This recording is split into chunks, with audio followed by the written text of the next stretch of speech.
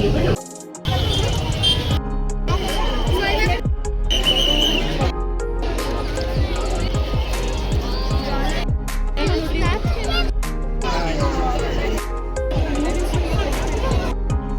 ব্লগটা স্টার্ট করছি metro station থেকে, পতন্দ্রু আগ্রাহারা থেকে।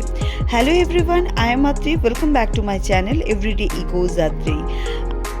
মেট্রোর এটা হচ্ছে টিকিট কাউন্টার, কিন্তু আমরা পেটিএম থেকে টিকিট করে নিয়েছি, তাই আমাদের আর টিকিটের দরকার নেই। আমরা পতন্দ্রু আগ্রাহারা থেকে মেট্রো করে যাচ্ছি কাবন পার্ক। প্রত্যেকের ভাড়া নিয়েছে 70 টাকা করে, মানে 3 জনের 210 টাকা। এটা যদি কলকাতা হতো তাহলে মেট্রোর ভাড়াটা 100 থেকে 150 টাকার মধ্যেই হয়ে যেত। ব্যাঙ্গালোরে ট্রান্সপোর্ট সত্যি ভীষণ কস্টলি। যাচ্ছি কাবন পার্ক, কাবন পার্কে ফ্লাওয়ার শো দেখতে, তাই তো। আজকে ছুটির দিন ছিল, সেই ছুটির দিনে একটু বেরিয়েছি। আজকে আমরা মেট্রো করে যাচ্ছি, কারটাকে পার্ক করে দিয়েছি পার্ক স্কোয়ার মলে, আর মেট্রো করে যাব।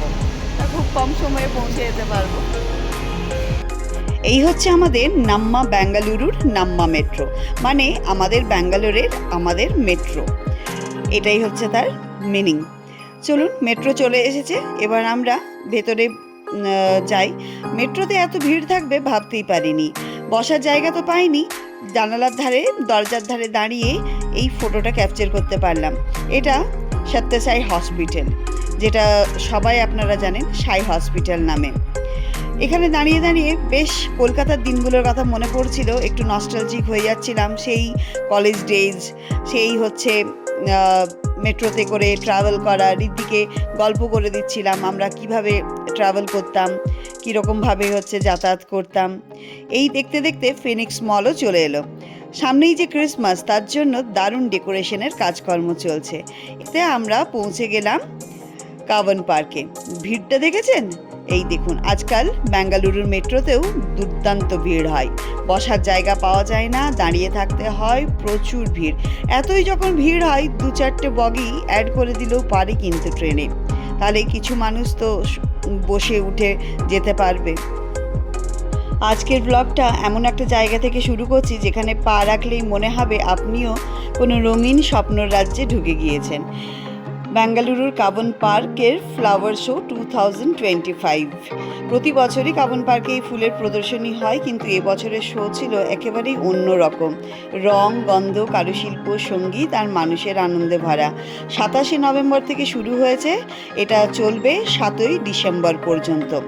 আর এই হচ্ছে স্ক্যান অ্যান্ড পে, এই কিউআর কোডটা দিয়েই প্রত্যেকেই এখানে স্ক্যান করছে, টিকিট কাটছে। বড়দের জন্য 30 টাকা করে টিকিট, আর ছোটদের জন্য 10 টাকা করে টিকিট।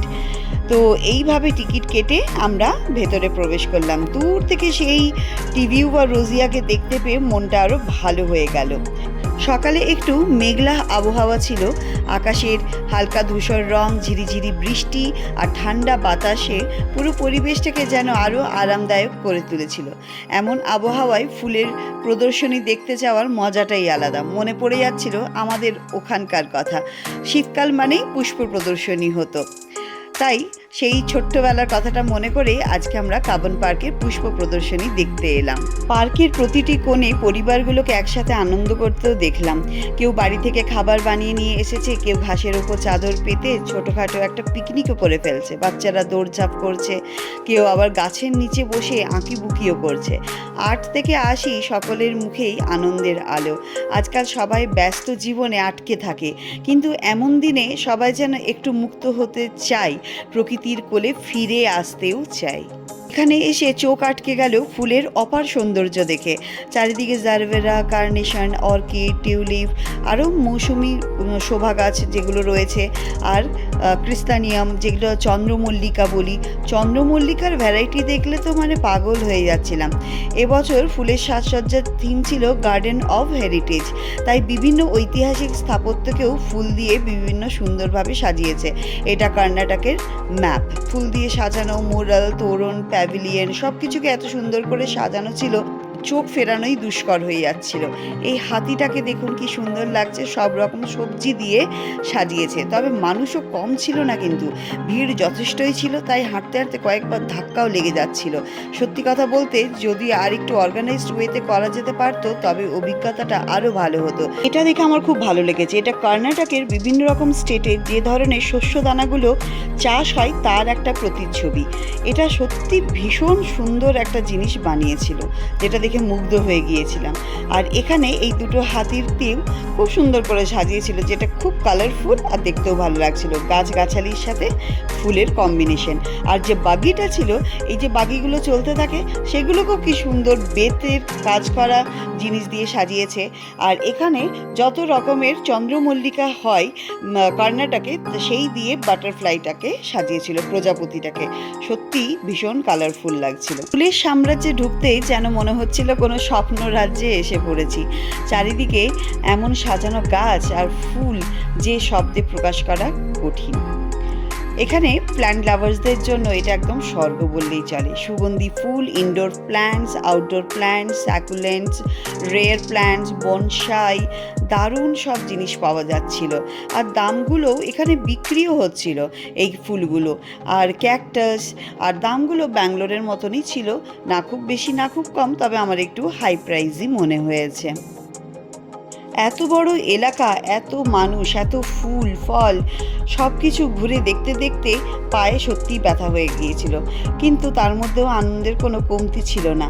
বাচ্চাদের হাসি, মানুষের ছবি তোলা, চারপাশের রং বেরঙের ফুল, সব কিছুই যেন একটা উইন্টার ফেস্টিভ্যাল ভাইব তৈরি করেছিল। এখানের এই মোরগগুলোকেও দেখুন, মোরগ আর মুরগি আর এই মাছটা কি সুন্দর লাগছে। এই হচ্ছে বনসাই। বনসাইগুলো প্রায় ওই 1200, 1400, 1500, 1800, 2000 এরকম প্রাইসের ছিল, যেগুলো বিক্রি হচ্ছিল। আর এইখানে যে ফলগুলো ঝুলিয়ে রাখা আছে, এগুলো সবকটাই কিন্তু কর্ণাটকে হয়। আর এই দেখুন চালতা, আমাদের ওখানের যে যেরকম চালতা হয় সেই চালতাকে যে এলিফ্যান্ট অ্যাপেল বলে, সেটা আমি সেই দিনকেই জানতে পারলাম। ফলগুলোকে দেখুন, এখানে আঙুর রয়েছে, কলা রয়েছে, আপেল রয়েছে, আনারস রয়েছে, সবই কিন্তু ফুল দিয়ে সাজানো। এত ভালো লাগছিল দেখতে, ভীষণ অ্যাট্রাকটিভ লাগছিল। আর দূর থেকে মানুষকে খুব আকৃষ্টও করছিল। আর এই হচ্ছে হাম্পিতে বিখ্যাত যে রথটা রয়েছে, সেই রথটার আকৃতি বানানো হয়েছিল ফুল দিয়ে। যা কিছু দেখছেন সবই কিন্তু ফুল দিয়েই বানানো। চাকা থেকে শুরু করে রথের মুকুট পর্যন্ত সব কিছু ফুলের তৈরি করা। খুব সুন্দর, খুব ভালো লেগেছে। সত্যিই মুগ্ধ হয়ে গেলাম ফুলের সাম্রাজ্যে প্রবেশ করে আর ওনাদের নিখুঁত ফুলের কাজ দেখে। ফুলের কাজগুলো যে এত নিখুঁত হতে পারে সত্যি এনাদের দেখলেই বোঝা যায়। আর খুব আনন্দ করলাম এই পুষ্প প্রদর্শনী। এবার বেরোনোর সময় একটা নতুন জিনিস আমরা দেখতে পেলাম, সেটাও আপনাদের সাথে শেয়ার করব। পুষ্প প্রদর্শনীতে মন্ত্রমুগ্ধ করার জন্য যথেষ্ট ছিল এই শিল্পীর কর্ণাটকের শাস্ত্রীয় সঙ্গীত পরিবেশন করা। ভীষণ ভালো লাগছিল, সুরের তরঙ্গে ভেসে যাচ্ছিল চারিদিক, নরম আলো, হালকা বাতাস আর সুরের মাধুর্য মিলিয়ে পরিবেশটা মুহূর্তের মধ্যেই বদলে গেল।